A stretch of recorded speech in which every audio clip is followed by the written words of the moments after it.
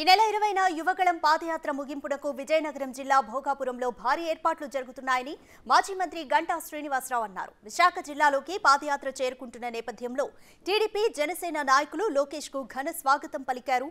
ముగింపు సభకు భారీగా జనసేన కార్యకర్తలు తరలివస్తారని జనసేన నాయకులు పంచకల్ల రమేష్ చెబుతున్నారు.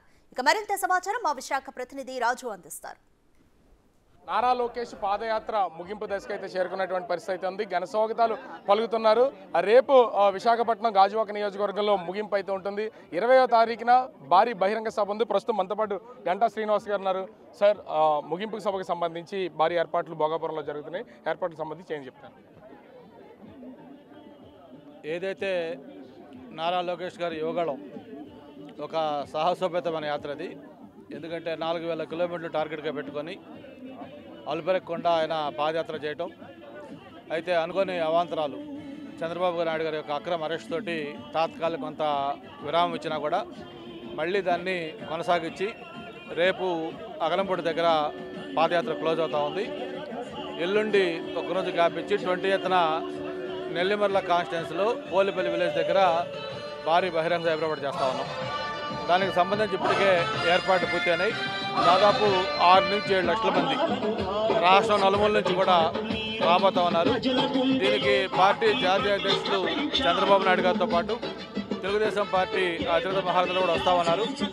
డయాస్ కూడా దాదాపు 700 మంది కూర్చునే ఏర్పాటు చేస్తూ ఉన్నాం.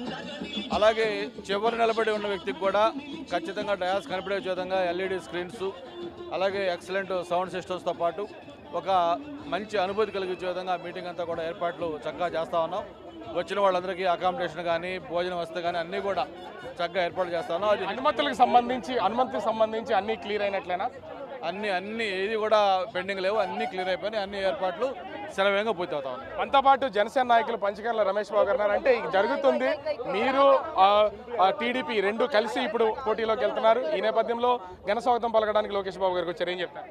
లోకేష్ గారి యువగళం పాదయాత్ర ముగింపుకు ముందు రోజు పెందుర్తిలో అడుగు పెడతా ఉంది. మరి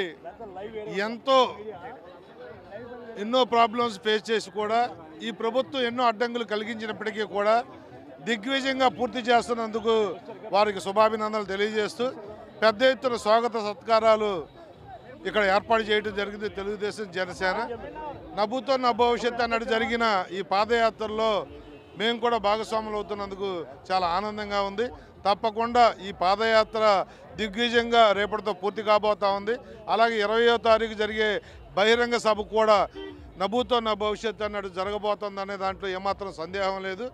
తెలుగుదేశం జనసేన కలిపి రేపు ఆ బహిరంగ సభను కూడా దిగ్విజయం చేయడానికి మేమంతా కూడా సన్నద్ధం అవుతా ఉన్నాం. అంటే మొత్తానికి మనం అయితే చూడొచ్చు, పూర్తి స్థాయిలో అటు జనసేన టీడీపీ ఆధ్వర్యంలో భారీ బహిరంగ సభను విజయవంతం చేస్తామని నాయకులు చెప్తున్నటువంటి పరిస్థితి కనిపిస్తూ ఉంది.